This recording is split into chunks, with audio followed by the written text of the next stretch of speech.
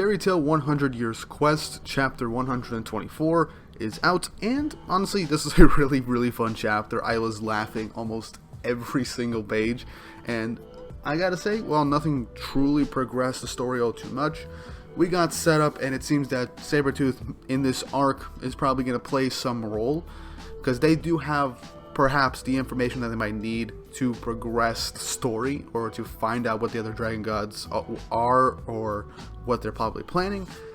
So that's honestly really nice, and by the end of the chapter we get like a little nice surprise as to who could actually join in this arc as well, and could actually be given the spotlight a bit more, so I'll get to that when I get to that. But overall, it was a really good chapter, and I cannot wait to get into it. So, let's hit the intro and get right into the chapter.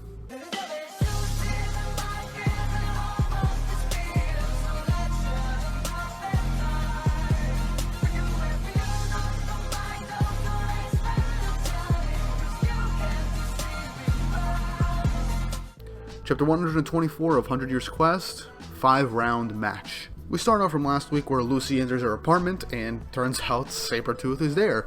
Minerva, Sting, Rogue, Yukino, Frosh, and Lecter, as literally they ended up coming in because, well, the landlady let them stay there. Apparently they were looking for an inn, as Fairy Tail, in the events of, you know, the White Wizard controlling everybody and doing like a Battle of Fairy Tail 2.0. That was when Sabretooth came around looking for Fairy Tail, and they were just gone. So yeah, the landlady just basically said, if you want an inn, you can stay here, just treating Lucy's whole apartment as just literally a free rent type thing for other people. I have no idea why.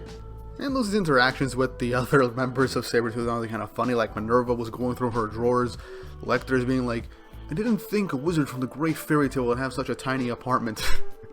Oh man, that was honestly kind of funny. And I like how Lucy just lecturing Yukino on how she just went along with all this craziness. But yeah, Lucy confirms everybody's back, and so they end up heading to Fairy Tail, where Urza meets them and is like, we were just talking about you.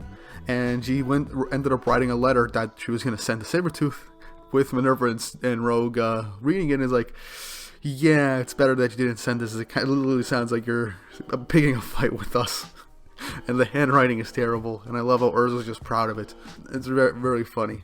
Makarov chimes in saying that the Sabretooth Guild has like a really big library, like the greatest on the whole continent, and Sting's like, well, yeah, it is the pride of our historic guild. But yeah, they ask if they want to conduct research there. Gray says that it's for their job right now, but Yukino chimes in saying that they can't just open it up to the public, it's just for the guild hall, and not just trying to sweet talk her, being like, come on, we're pals, aren't we? Yeah?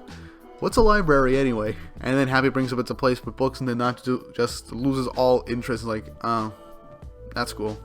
That was honestly kind of hilarious. But Sting says, well, as a master I could let you borrow it, but not for free. It will decide it with one match. Natsu gets really fired up, but Sting says, no, a straight up fight isn't going to be that much fun. I mean, Natsu's like, for me it's fun, what the hell are you talking about? But Sting brings up, it's a 5-on-5 game. Honestly, this is honestly kind of fun. This whole section is hilarious. Basically, whoever wins 3 matches wins.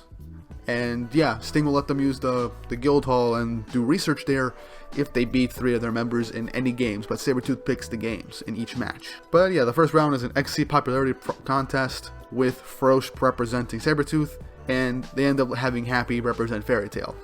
So literally they have to go around Magnolia asking, who do you think is the cutest one of us? And the one with the most votes wins.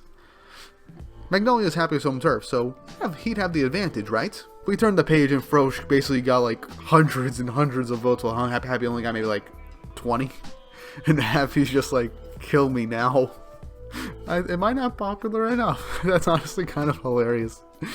Oh man, I mean, I love Happy. A Frosh was in a frog costume, that's adorable. But yeah, the next contest is, well, a shadow stepping contest. Whoever steps on the shadow of the next person wins. Gray gets fired up and enters, with Juvia basically lecturing him and reminding him, Rogue can control people's shadows. So every time Gray tries to step on a shadow, Rogue just moves it out of the way as he's standing still. It's hilarious. The fact that this whole chapter is just a fun game between guilds, I'm all for it. I like these slice of life fun moments. And when Sting ends up going to try and step on Gray's shadow, Gray plays a little bit dirty. He makes an Ice Make Frosh statue. making a shadow so big and in the size of Frosh that Sting wouldn't want to step on the shadow of his best friend. And then Gray ends up taking advantage of that and steps on the shadow. The next game, now that they're tied 1-1, is a Sabretooth quiz. Anything about Sabretooth? With Lucy and Yukino facing off. And literally every question is about Sabretooth, and Yukino is struggling to come up with the answer, while meanwhile Lucy answers right away. So Lucy just gets an overwhelming victory, as Sting kind of like, why the hell did you lose to a game that was in Sabretooth's favor?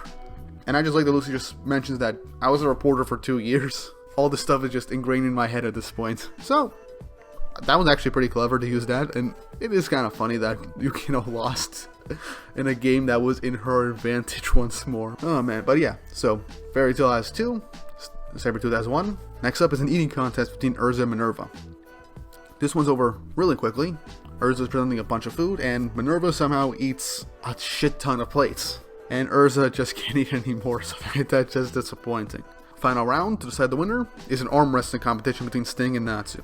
I'm not going to go by the play-by-play. All you gotta do is that each of them end up doing their best in this arm wrestling competition, going back and forth, until Natsu ends up getting so fired up, he ends up using his Fire Dragon King powers and wins, but he destroys the guild hall. So this is what, like the 4th or 5th time the guild hall has been destroyed in the entire series, and this time Natsu was the one that destroyed it. Honestly, it was only a matter of time before Natsu completely destroyed the guild hall. Oh man. We probably should have seen this coming, with Makarov mentioning the guild hall was destroyed so many times in the past. But yeah, Natsu wins, and Sting agrees to let them use it, but he wants one condition: for them to bring Jalal with them. And that ends the chapter. So that was really quick. That was honestly a really quick chapter, and it was really enjoyable and fun, and I'm happy for it. But what I want to say is, Sabretooth is definitely have to play some kind of role. We're definitely going to get like another chapter or maybe 2 of them going through the Sabretooth library, getting Jalal, and finding out all this different information. I'm curious to see why Sabretooth wants Jalal. I don't know why they want Jalal to come with Fairy Tail in this instance, but maybe they need his help with something, with his knowledge of like Dark Guilds or Books of Zeref or whatever, all the forbidden stuff. Either way, I'm very curious to see what happens next. This is honestly a really short chapter review, because not too much happens in terms of progressing the story. This is just a fun chapter with Sabretooth and Fairy Tail having like a fun game. But all in all, I'm not complaining. It was really fun, it was enjoyable, and it's just nice seeing everyone interact in these different games. I still find it hilarious that Happy lost in his own hometown in a popularity contest, and Lucy just out-knowledged Yukino on stuff about her own guild, and Natsu destroying the guild hall is hilarious. But yeah, I don't have too much to say about this chapter. I'm excited to see what happens next in 100 Years Quest. I wish this video was a little bit longer, but hey, these things happen. There are chapters where there's not too much to talk about, and you just gotta roll with the punches. But either way, I hope you guys enjoyed this review. Don't forget to like and subscribe and hit that notification bell for updates on future videos. It really does help, and it shows you guys enjoy the Fairy Tail content on the channel. I'll do my utmost best to do more Fairy Tail on the channel here and there.